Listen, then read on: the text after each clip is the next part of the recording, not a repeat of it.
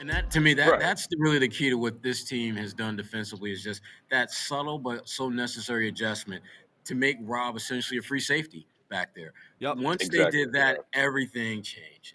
One simple adjustment was maybe the most important adjustment to this team even being in the conversation of being one of the top tier teams in the NBA. No question about it. Right. It's the Shout out to difference, Eman. right? Yeah. That's the Yeah, defense. it's Difference the rather, yeah. difference. I mean, that's what made them the best defense in the NBA by a mile. Like, and it was Rob essentially, right? That's the biggest reason why I don't necessarily love the Celtics' chances in the first round matchup against the Nets. Like, I don't think the Nets seeing that defense again. Like, if that's the same one that we've seen the last couple of months with Rob in the middle, I love their chances against the Brooklyn Nets. But without him in there, I just think that intimidation against guys like Kyrie, who could obviously finish at the rim, and guys like Durant who get going, like that constant pressure, that constant switching. If you don't have that in there, that's probably a 7-game series. If we're being honest, do the Celtics win that?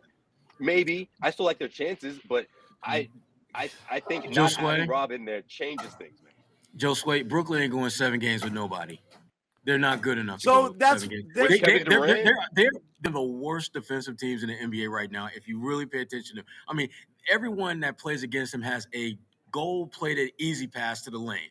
There's no resistance at all that they're giving up, and so for them, they're going to need Durant and Kyrie to be at the top of their games every single game. And even when Kyrie put a double nickel piece on there and caught that L. When does Durant give you 55 points and lose? Does not happen. yeah, that's Their rare. That's defense, true. and it's not 86, because 86 points between Kyrie and Durant, and they lose. They've got problems. They do. they can't defend, and Steve Nash Yeah. can't coach. I hate to be the So- elephant in the room. He can't get it. So here's the fear. I feel You're like everyone's right. been thinking that about Nash, though. No, That's but right. you're right on all of it. They get all of that from those two guys. They have no bench depth. They're not getting help from any other players on that team. Simmons is nowhere near playing, and Nash right now looks totally Oh, friggin' Simmons lost. is not even. Yeah, Simmons isn't even in the conversation. But right. the fear is the Celtics or a team gets nervous, gets into the playoffs, starts to play a little tighter on offense, relies on ISOs, threes aren't falling, blah, blah, blah. And you can't exploit that crap defense that the Nets play. And that you have those guys on the other side that your defense can't stop, particularly a weakened defense like the Celtics have until Right, that's Rob what I'm worried returns, about. which is why I don't love it in the first round, because that's the one where it's like, oh, man. But you're right. It's hard to watch Brooklyn struggle against everybody.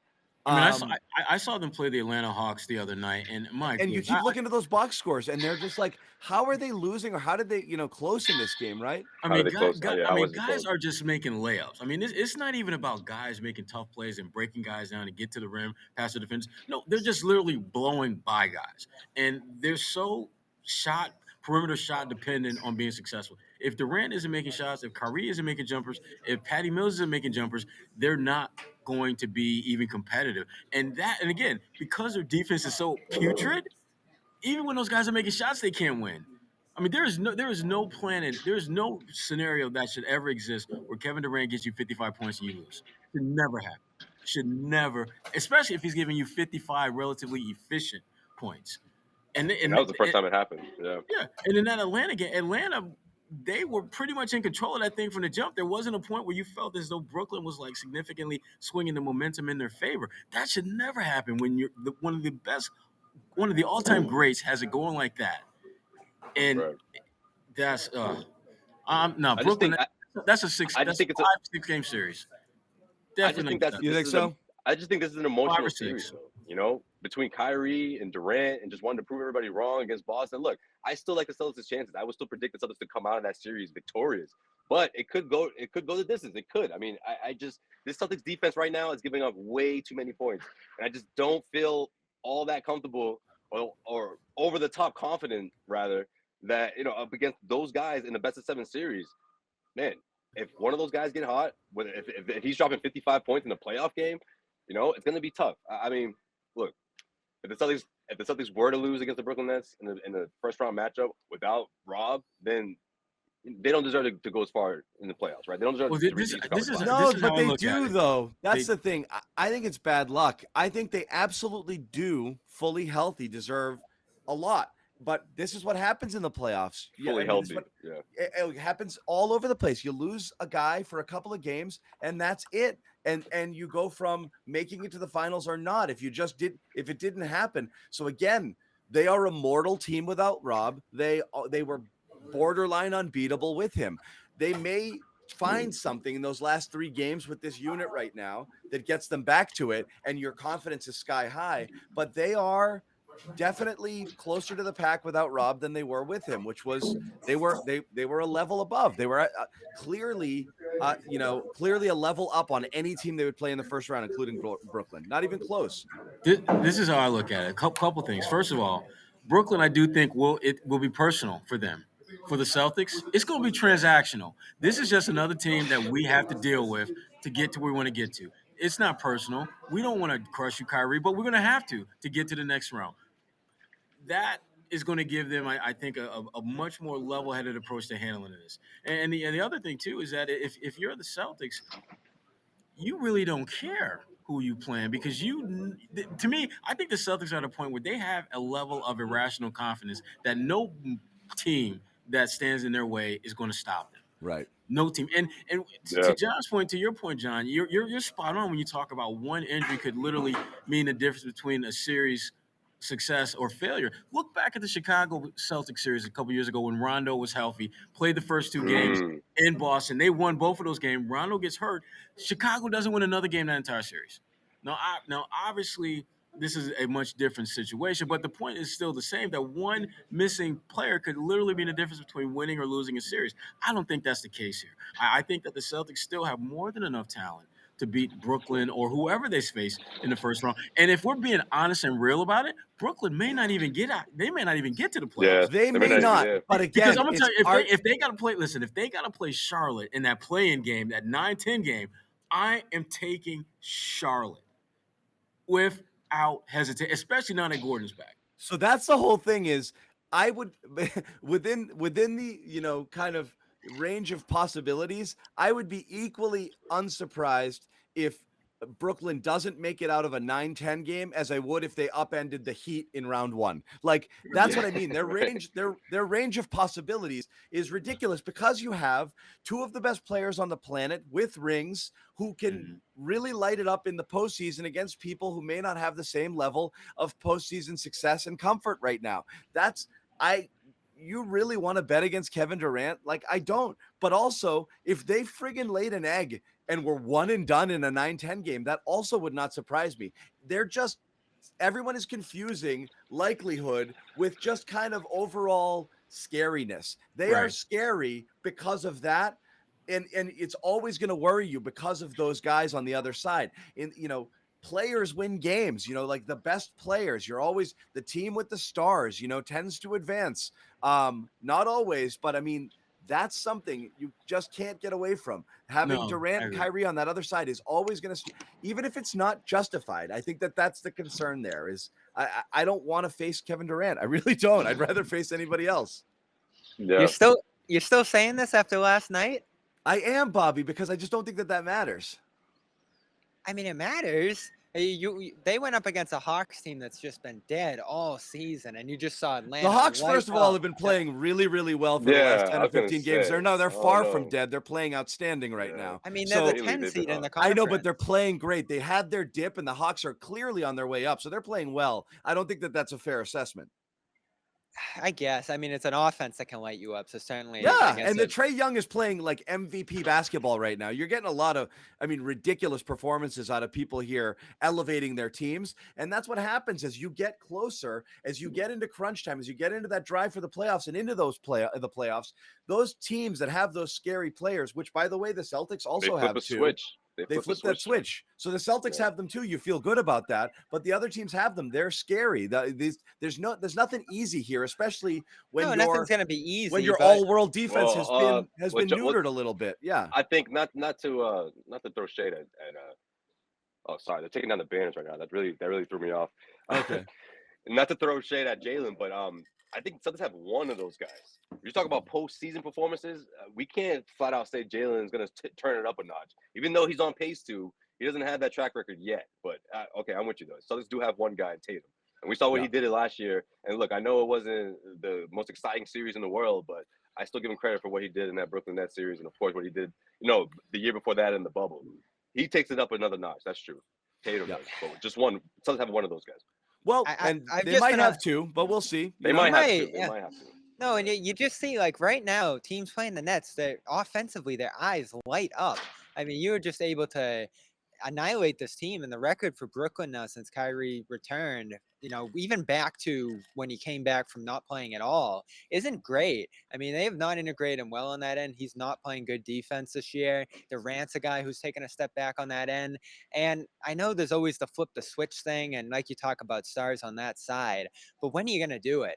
I'm just waiting for them to enter that mode, take off. I thought there'd be opportunities here down the stretch of the season since Kyrie returned for them to rise out of the play-in tournament. Yeah. And then that last night officially set them up not only in the upper tier, but in the tier of the play-in where if they lose one game against Atlanta or Charlotte, they're out. Guys, it's just a fear factor. Right. Nobody, again, people have to be able to understand. But I'm scared of DeRozan. I'm scared of Van Vliet too. They're all scared. That's what I mean. It's like no one is saying the Celtics will lose to the Nets. They just say the Nets are scarier than, say, Charlotte or Atlanta or Cleveland. That's it. It's not that complicated to take. They're scarier. Because I don't know. That's a little bit of a goalpost moving move. Like a week or two ago, we were saying you have to dodge the Nets at all costs. Because they're the ones. They're the ones with the puncher's chance to knock you out, where I don't think those other teams can. That's it from the play-in universe. And I think other teams feel the same way. And I think if you asked a bunch of other fan bases or other teams, honestly, which of those bottom feeding 7 through 10 teams are you trying to avoid? They'd all say Brooklyn. I don't think it's a big secret because of this reason. Doesn't mean they think their teams can't beat Brooklyn. I just think they'd feel more confident against the others. This isn't really that complicated. It's not now, but a week ago we were like Vegas had Brooklyn as the favorite in the East, which I just thought was insane. And the other thing I want to talk about is you can't have a bunch of Celtics fans on Twitter and in this chat talking about how Robert Williams is the key to the defense and the defensive player of the year, and then also say, oh my God, you're thinking just because Rob is gone, the Celtics defense is shot. Pick a lane, guys. It's one or the other. He's either vitally important and the most impactful defensive player in the league, and therefore his loss greatly impacts your team, or he's not. You cannot diminish the loss of Robert Williams while also elevating him to defensive player of the year status. It's a massive loss. So there's concerns. There's reason to be concerned going into round one. You get through it and you get Rob back. There's less reason of concern. Nothing is controversial and nothing is negative. You've lost a guy who's arguably in the conversation for defensive player of the freaking year on your all-world defense. That's a big deal. That's going to affect acknowledge it and acknowledge it, and let's try to survive this first round. Okay, it's not that crazy a take. My goodness, people. Like that's the reality. Rob's loss is huge. He's a massively important part of this team, guys. You even listen to the way they're talking. Like there's no hope of replacing him. Everybody's just got to rise their game to meet that level. I mean, no one's. Even Tice is saying like this. I know people don't want to hear it. It's a huge deal, guys.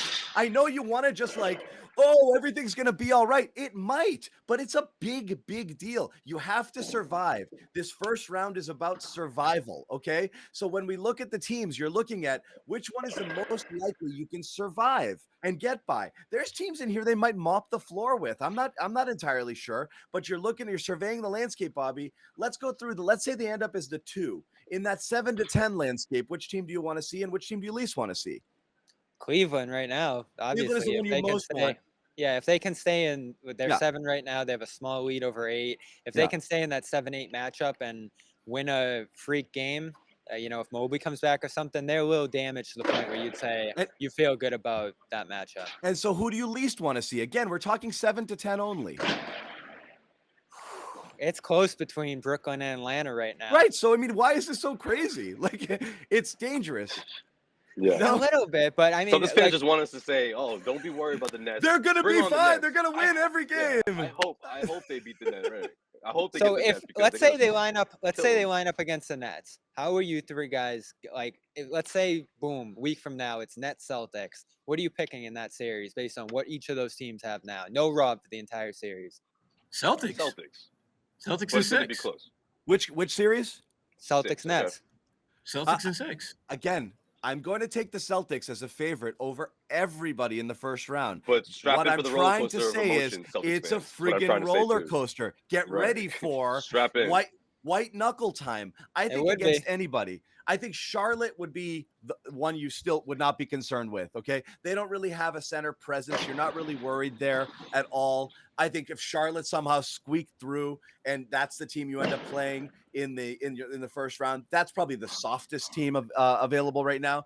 Cleveland worries you a little, but they're banged up too. So Cleveland, I think still, I would have the Celtics as strong favorites. I think everyone else from Chicago to Toronto on down, you're going to white knuckle it through that through round one without Rob. I think you are. I mean, Chicago, I think, is probably the worst case scenario. I know we're talking about fall into the 4 and take on Chicago. I think Chicago's probably the toughest team of that group in the bottom half of the bracket, 5 through 10. Like I've said, if you because have of a chance, their offensive firepower, yeah. I agree Yeah, with that one's tough. That's how you tough as a feeling? rock. How you feeling about Sherrod? The whole playoff race.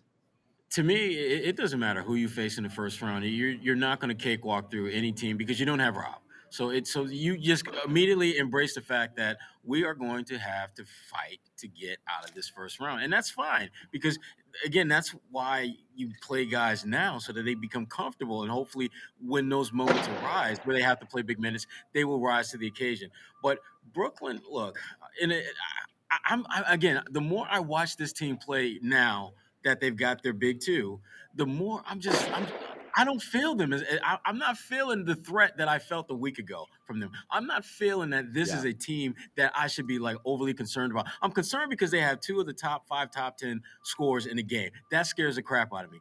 But I also realize, and I've seen enough of this shit to know that 2 guys are not going to beat you. As great as those 2 guys are, they're not going to beat you in a best of 7 series. They can carry a game or two, but if you have the superior team, which I think the Celtics do, we're looking at maybe a 6, maybe a 7-game series, but I'm thinking more like 6 at the most. 6 and 7 game series counts as white knuckle when you're in a 2-7 matchup. You know, I mean, Right. that means you're losing a couple games. Yeah. But they would not be your traditional number 7. Obviously, I mean, typically the number 7 seeds are teams that have significant flaws and holes in their lineup, and are just happy to get through. And while Brooklyn does have that, they also have, as we've acknowledged, 2 of the best scores. But again, I'm not convinced they're going to even get out of the play-in tournament. I'm the same way, Sherrod. And listen, I don't want to go too far with this, but Chicago has some guys back now that they can throw at Tatum and Brown. Toronto has a team full of guys that they can throw at Tatum and Brown. The Nets, from the day they put this team together, 0 defensive identity. They just don't play that end of the floor. No, they're just trying to outscore you. They're just trying to outscore you. Yeah, they're just trying to outscore you. So I mean, you look at what the Wizards played that kind of defense here, and you just see how easy it comes for Tatum and Brown at this point.